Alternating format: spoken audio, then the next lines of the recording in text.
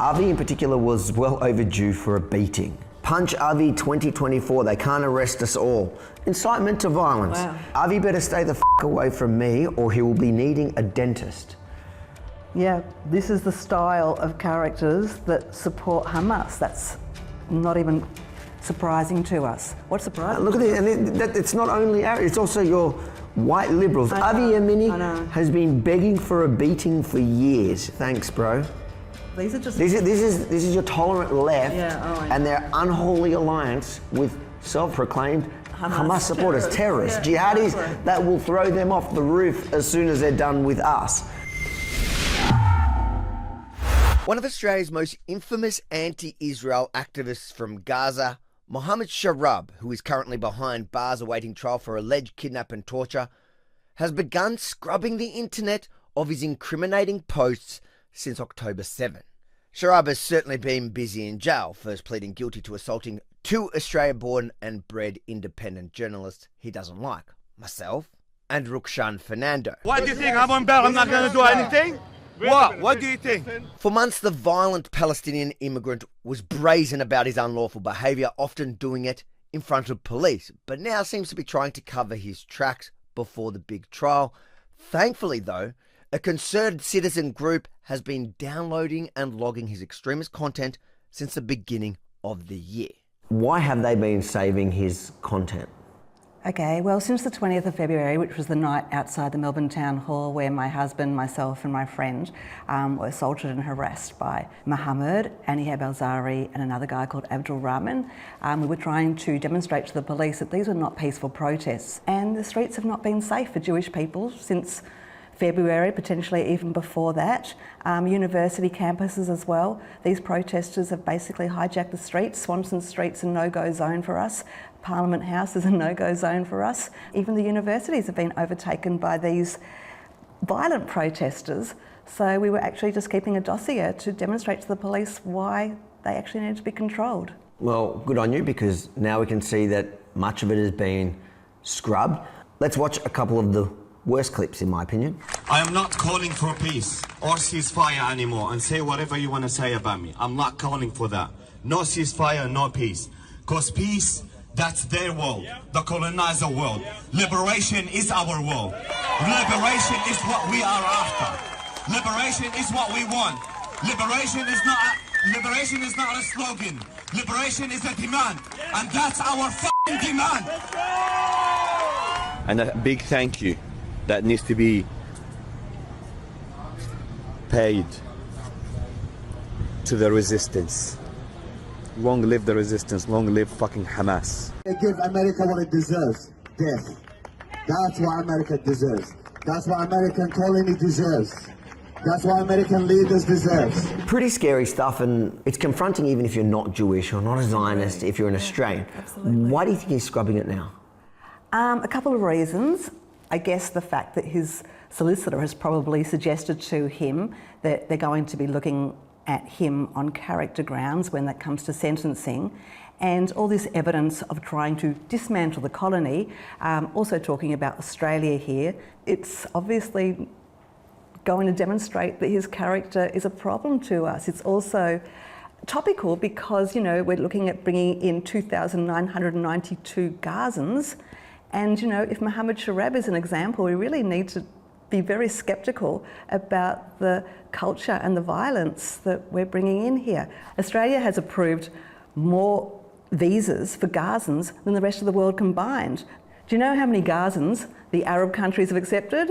None. Zero. We know that, and in fact we started a petition and it's got well over 20,000 Australians signing, nogazans.com, where people are begging the government to reject all visas from Gaza to ensure we don't bring in the Mohammed Sharabs. And what I find interesting, while they're scrubbing his online footprint and his behaviour over the last year, his own fans have reacted to his pleading guilty of assaulting myself and Rukshan with threats of violence.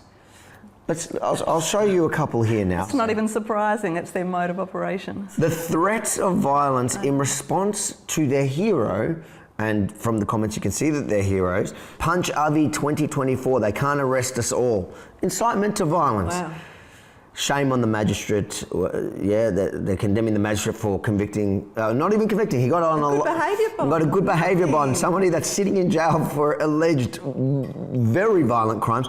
And the fact that he was bailed for that crime in the first place is really a mystery to us. And the fact that while he was out on bail, he was so bold as to actually still attack you and Rukshan while the cameras are watching, while the police are there. It's absolutely crazy how bold they are. Shame on the cops and the magistrates. Like, these guys are outraged. The fans of Sharab and that entire violent movement from Gaza to Melbourne, they will condemn. In Israel, it's the IDF or the law enforcement or the military for protecting its people. And in Australia, it's the police and the justice system for holding him accountable for his violent behaviour. These people are agents of chaos. Avi in particular was well overdue for a beating.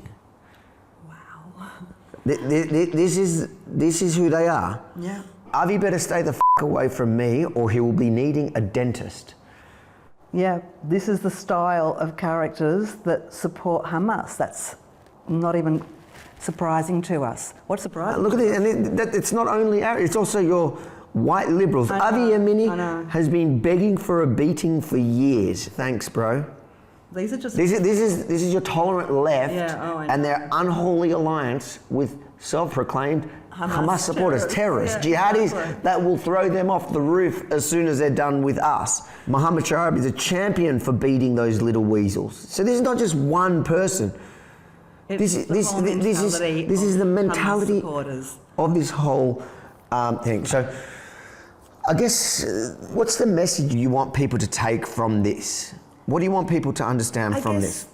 Well, a few things. First of all, these pro-Hamas supporters, they are violent. They're violent, you know, to me and my husband and our friend just walking into the town hall. This is not a safe environment for us anymore.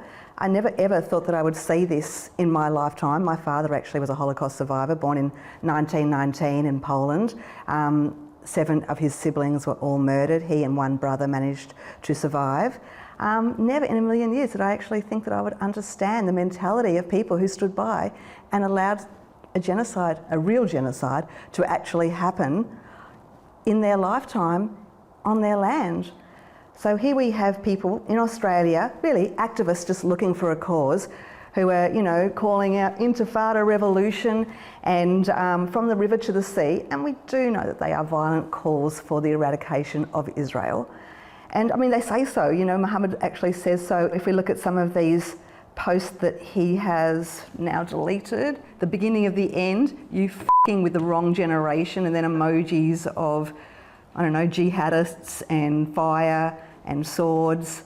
Another one, may God have mercy on my enemies because I won't. Oh Allah, forgive me my wrongs, I have only just begun. And again, a sword and a jihadist fighter.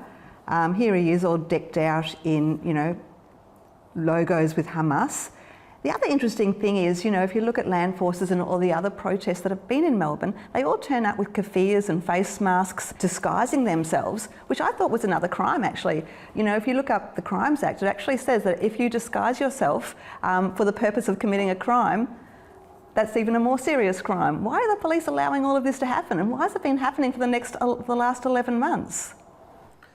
Yeah, I'm with you on that. And I think that that's why the broader Australian public, not just the Jewish community, owes you a thank you for actually doing the work and putting in the time, and like many others that are doing the same as part of that group. Because first they come for the Saturday people, then they come for the Sunday people. It's always been like that. Well, people that don't realise that, including the woke lefties that are encouraging them to turn violent on what they perceive as their political enemies. Well, we've got the perfect example of that when we've got 2 innocent violin-playing buskers in Bourke Street Mall a couple of weeks ago. And I've spoken to Cam many times. He's a 25-year-old guy who was not looking for any sort of political demonstration. You know, he's minding his own business, playing the guitar in Bourke Street. The next thing you know, Hash Taye and his hundreds of minions turn up in Bourke Street. It accuses Cam of saying something that he never said. They accused him of saying something like, fuck the Palestinians and go home, in order to justify the fact that they harassed him, assaulted him, damaged his equipment and provoked him. He never said anything of the sort. Just by some actual miracle, Channel 9 was already there filming them while they were busking, and they've got both the audio and the video, which demonstrate he never said anything of the sort. And you've got all these hundreds of people that have gone onto Cam's social media and accused him of saying something that he didn't say, but because Hash said he said it, well, that's good enough for that. You know, a lie can spread very, very quickly, and especially when you've got people like Clementine Ford and Hash Tyre with thousands of credulous supporters who are willing to do anything and say anything, and they're all, you know, threatening Cam, a non-Jewish guy playing the violin in Bikeberg Street Mall. What did he have to do with anything? And I'll go back to the original point. If you're encouraging, if you believe bringing in more of these people from Gaza is a good idea, you can expect a lot more of this. In fact, if you look at Mohammed Sharab's own trial, his argument for leniency was that he had 50 family members killed.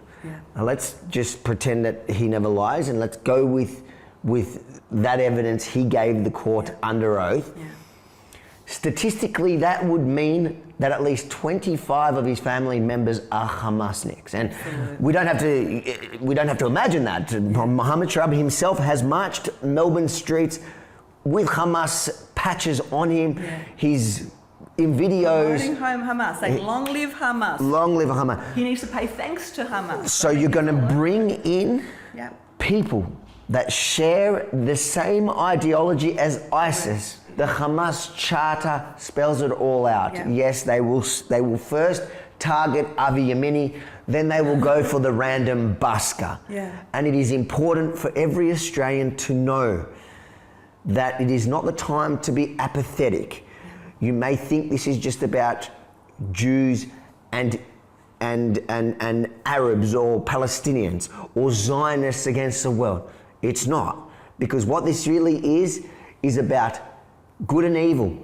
What we stand for in the West, freedom and democracy against authoritarian Islamist ideology that will come for you next. And if you don't want that to happen, sign the petition at nogazans.com. That's all I can say. It's funny that they use our freedoms against us. So all the freedoms that they wouldn't have back in their own home to protest and dismantle the colony and call our Prime Minister a dickhead would be, you know, jailable or worse offences there. So even though they want to dismantle the colony, they want to use all the freedoms that we offer in order to, you know, have this bad behaviour all over our streets. And then if they want to dismantle our colony because it's such a bad place to be, why do they want to bring 2,992 of their mates in?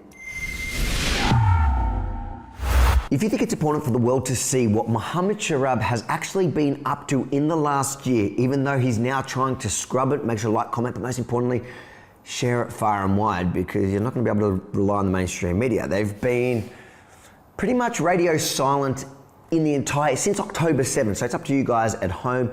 And then head over to nogazans.com. If you haven't done so already, sign and share the petition. If you have signed it already, pass it on to someone else to do it, because the last thing we need are more of these violent Hamasniks down under.